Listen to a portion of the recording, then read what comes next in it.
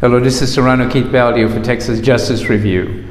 I haven't posted any videos in a while because we are hoping to encompass about 6 judges into a DOJ complaint and for a criminal investigation. I think a lot of judges think that because you're a person of color, you have no credibility. They characterize you as not being very clever, and that's a big mistake because I kind of got a lot of them encompassed in a fraud cover-up case. Family court is where I went. The last place I ever thought I'd be in is family court, but it went through family court, and I got a lot of these judges by using my skills as a publisher, my knowledge of law, my knowledge of when somebody commit corruption, I could prove it. In my newspaper, I had a newspaper, I've been a publisher for more than 2 decades, so I kind of know how this works. So here's what happened. Michael Snipes is the key character here. He's a senior criminal court judge, knows nothing about family court. These are all liberals. All liberal judges have got tied in to a DOJ federal corruption case. And here's how it worked.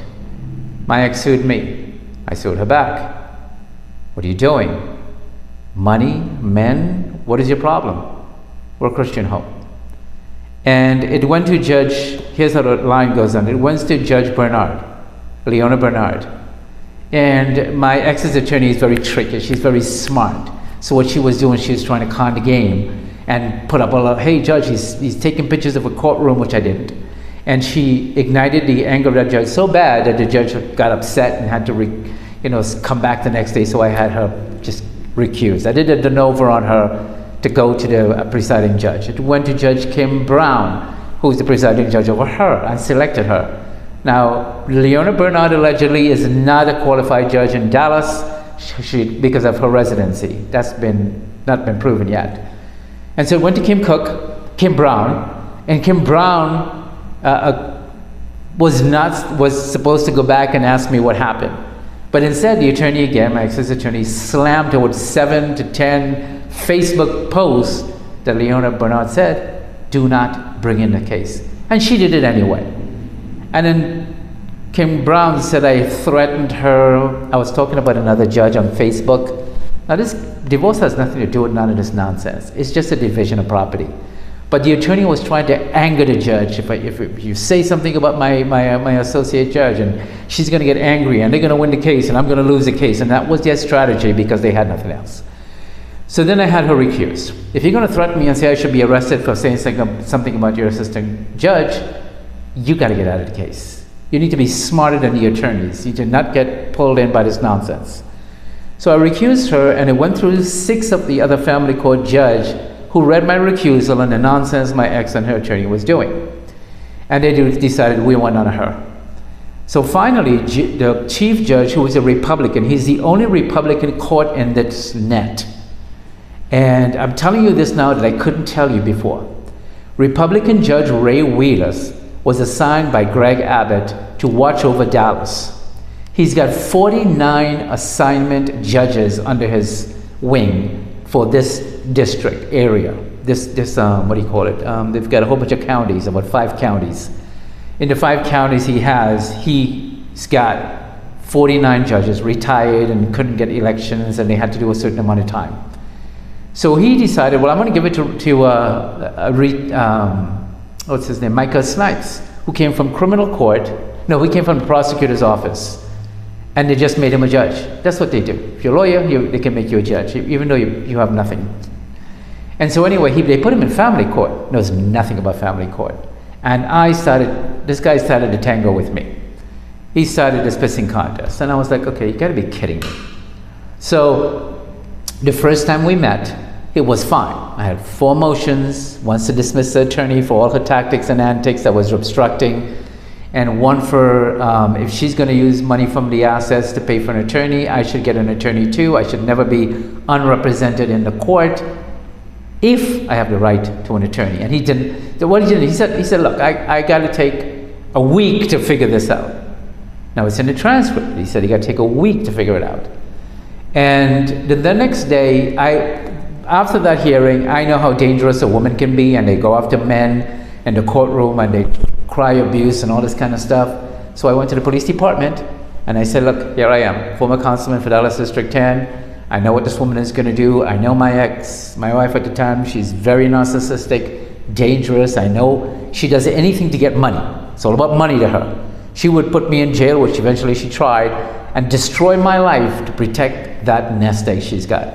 So I went and I pulled out an incident report with the police department to preempt her strike.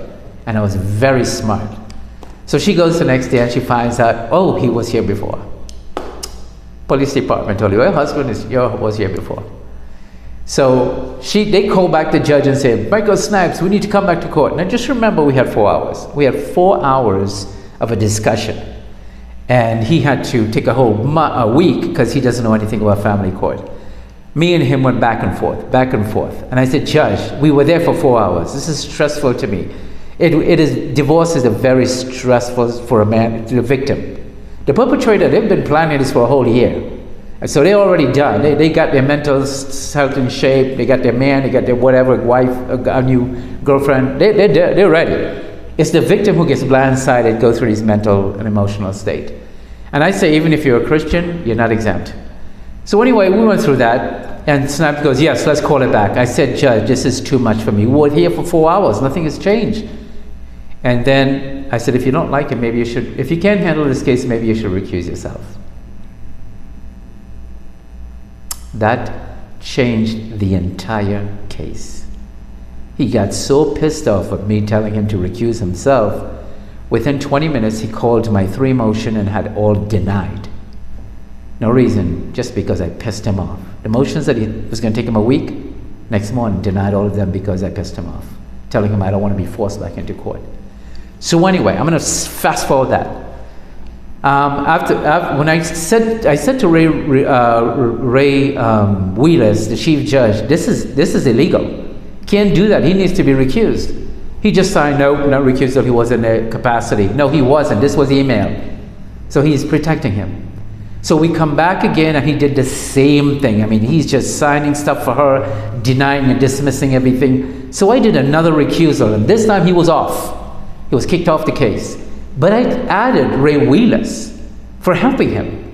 And so Ray Wheelers and him both got recused. So Kim Cook, who got voted out of office from family court of all the places, she showed up with an email saying, I'm here to hear the case.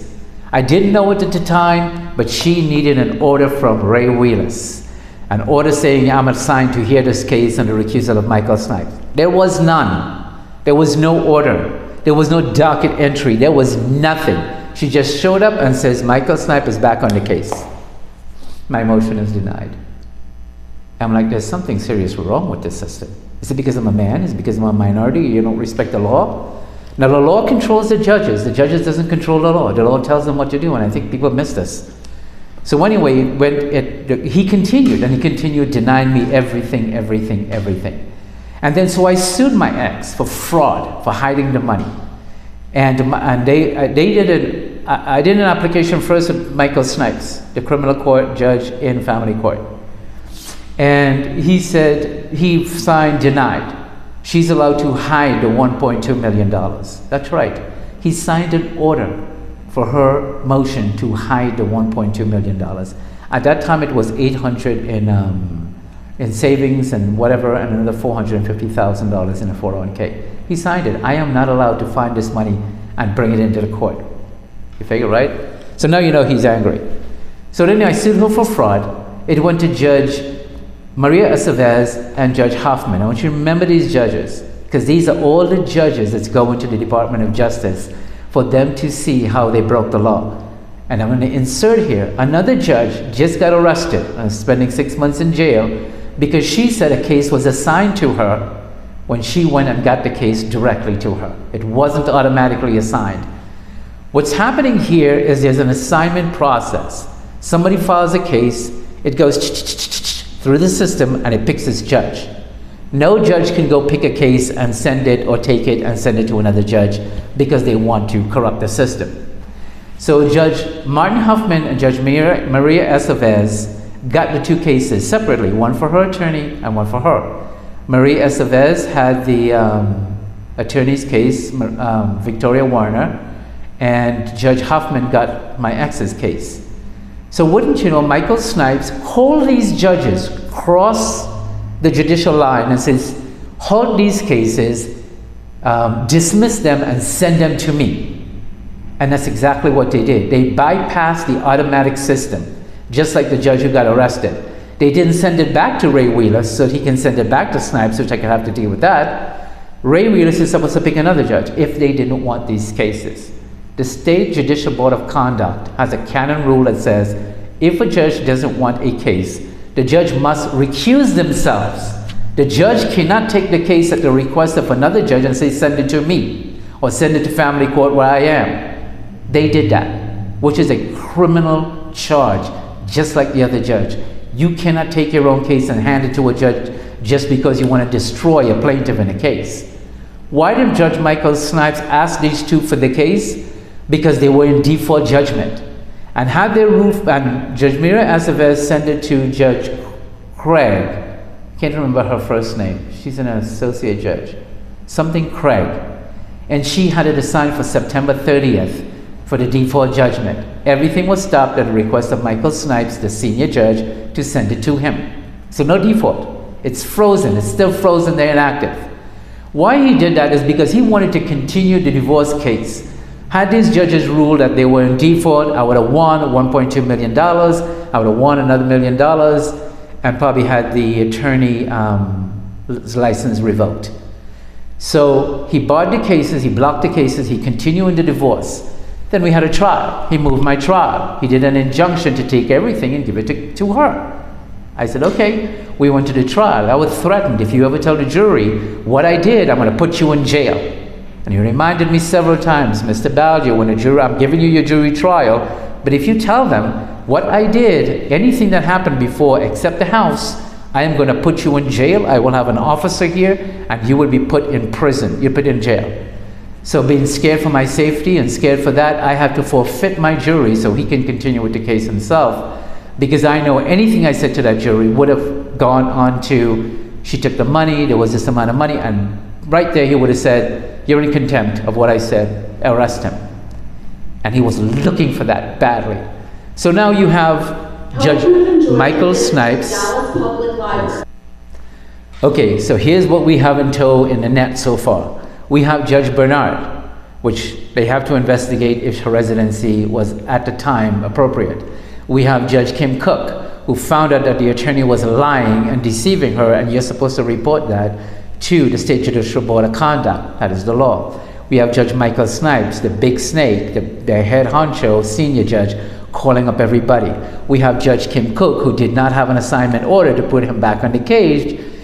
And then we have Judge Ray Wheeler, who was part of that corruption that did not and was supposed to give her the assignment. We have Judge Ray Wheeler always protecting all these liberal and Democratic judges. And he was supposed to send his recusal to the Supreme Court judge so they can hear it, what he did. He didn't do that. So we got what? 1, 2, 3. We got 1, 2, 3, 4, 5 so far. Then we have Martin Hoffman and Maria Aceves, 6, 7. And all the judges, the family court judges who recuse themselves, I can't get them because they see what my excellent attorney was doing, so they say we want none of that nonsense. 7 judges so far. And now we go back to Judge Tracy Williams. When my ex's attorney, she had the first case with my ex, a second case with my ex. I sued my exes again when they froze those cases for new things that they did. That was done on November 15, 2024. And the same day my ex was sued as well. That case went to Judge Staci Williams. This case went to Judge Gina Slaughter. So my ex's attorney tried very hard to dismiss her case before Judge Staci Williams and couldn't, because every time she tries to weasel her way out, I would slam the door right there in this law. This law says no. That law says no. You don't get immunity for fraud. You waited too long to find this. You're in contempt. You're in a default status.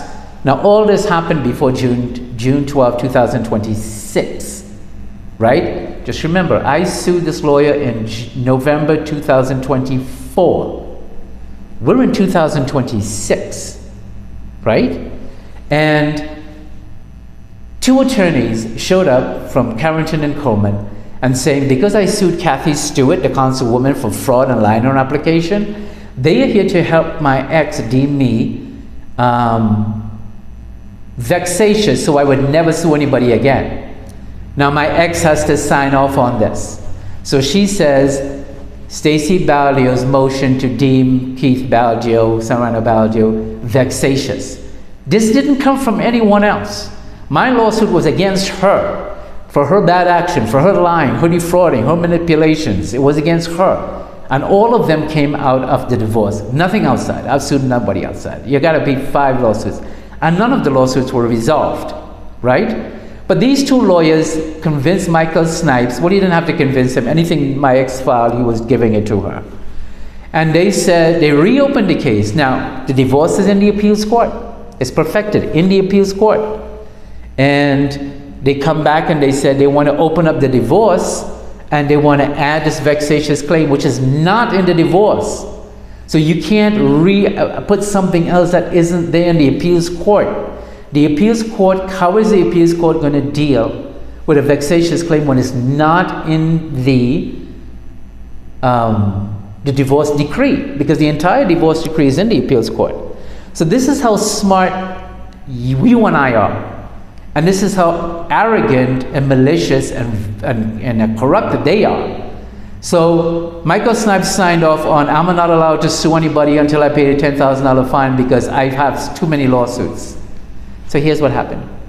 The 2 lawsuits with Maria Aceves and with Martin Hoffman, Judge Michael Snipes brought it back to family court and changed it from a DC case to a DF case. So now it looks like there's 4. The 2 lawsuits that I filed before the decree, which is 5-6, was filed before the decree for fraud. And it's still against only my ex and her attorney, 2 people. So what essentially they're saying is there's 1 new case, 1 new person, which is Kathy Stewart, the councilwoman. And so they added that and said there's 7 cases here and he needs to be defrauded. One key element here is I'm a defendant before Judge Snipes. My ex who made the application is a plaintiff. The law says the only way you can use this vexatious thing is if the person is a plaintiff and the defendant can file against them. They flipped it. She's a plaintiff and I'm the defendant. I can file against her, but she can't file against me. But Snipes signed it anyway because he's pissed, because he's angry, because apparently on social media I said he was corrupted and the lawyer sent that to him, and he even said it at the trial eventually in November. You called me corrupted. You said I was corrupted. And I asked the judge, when did I call you corrupted? I took notes. I have notes. Well, at the time that I called you corrupted when you had the notes, why didn't you challenge me then? Because I never said it. The attorney keeps sending him my Facebook post so he can get angry. And she perfected that. She got him angry and he decided he was going to torture me and threaten me and arrest me and all this kind of stuff. So anyway, a year later, they got this vexatious claim. And Judge Staci Williams signed an order that my ex is not allowed to take the house, not allowed to evict me, not allowed to get rid of possession. She went and she violated that from Staci Williams. Staci Williams extended it. And then after Staci Williams extended it, she still went and overrode Staci Williams and got Snipes to say, take the house, evict him, and put him in jail. So Staci Williams got herself in a predicament because she's now battling the superior liberal judge. Not superior. What I'm looking for is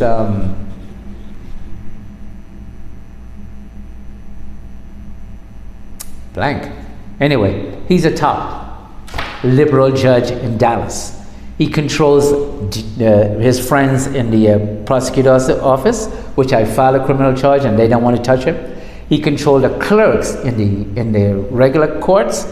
He controls the county clerk. He controls the appellate clerk. He controls every single judge because he's a senior. That's the word I'm looking for. Senior judge. So all he has to do is to make a phone call. listen, you got this case with Keith Baldeo, I want you to throw it. And that's what Hoffman and Aceves did, froze it. He calls the appeals court and says he's got a bankruptcy. I want you to hold all his cases in the appeal. Let me go after him, and then when it's done, then you can release it. And that's what they did under his direction, I was told. And then he calls up Staci Williams, says she has to talk to him because the attorney keeps saying it's a family case, it's a family case, it's a family case. Well, the attorney is not my family. And eventually Staci Williams talked to Michael Snipes, the senior judge, and she told the attorney she's going to send it to family court. I said no. So I hit her with a massive complaint that she's illegally going to be doing that because this is a fraud case in civil court. Sending it to a family court violate the process. So while she was going through all of that to take the case there, and I hit her with that, she realized she's trapped. She doesn't want to butt heads with the senior judge, Michael Snipes, even though he violated her order. Not once, twice. So she recused herself. Nothing is wrong with the case is fine, everything is great, I'm just recusing myself. No explanation. She didn't slam the case, she didn't slam me. Because she knew that I was winning against the lawyer. And now here's a kicker, and it's going to end here. It goes to Judge Emily Tolbosky. And when I went there, I filed a motion to execute the order from Judge Staci Williams not to take my house and my property. But when we went there, Judge Munoz, Nichole Munoz, she was very suspicious. Looks like she's spoken to Snipes. I explained what was happening. By law, I'm entitled to protection. Can't just take my house because there's a court order not to do so. She listened to me, and then the lawyer goes, Victoria Warner, he's a vexatious person. He's filing all these vexatious things. I'm like, you got to be kidding me. So I couldn't get to explain this vexatious nonsense. She put a hand up in my face, and she encouraged and told the lawyer, instructed her, why don't you file a motion to dismiss? So I wanted to say that, hey, her case was before that vexatious nonsense, not after. And Judge Williams already heard this, that you can't, and I didn't say anything to Judge Williams, Staci Williams. She actually looked at the date herself and said, listen, he sued you since the 19th, 2024 December. This came up a year something. I can't dismiss this case. This was after. So anyway, the attorney started judge shopping. She wanted to go back to Michael Snipes. She wanted to go to another judge. Eventually it went to Emily Tolbosky, Nichole Munoz. And what did they do? Nichole Munoz told her, send it to me and we'll have it dismissed. Now, Victoria Warner had to go to the appeals court. So basically they want to appeal Judge Williams. So it goes to Tolbosky. I filed a motion not to be dismissed, and I told her why. And all of a sudden, I don't know why I missed a court date or something happened, and I got a thing, case dismissed. Because I sued her, and I was supposed to get permission. I never sued her after June 11th or 12th. I sued her a year before. Library will be closing in 4 minutes. So that's what's happening. And the last case that will take it to the Department of Justice is Judge Gina Slaughter. She's the one that has my ex. So everything else is resolved for a criminal investigation with all these judges. We got 7, 8. Gina Slaughter is the 9th. And she made it inactive, just like Snipes had the other 2 inactive. I just need her to dismiss it. And once she dismisses it, we got everything in the appeals court, Department of Justice, and somewhere else that I can't mention right now. And that's where we are with all these cases. That's why it's important to hold it back. The last one, once Gina Slaughter tampers with this, they're done. Just the last one we have is Kathy Stewart, and because the judge moved it from an election case to a civil case, which is a violation of the law, we're going to add that and just put the nail in the coffin to all these judges, liberal judges that took away my rights and thought I was stupid. Let the law handle them. Thanks for watching, and I'll put each one of these separately and show you what they did wrong. And bye for now.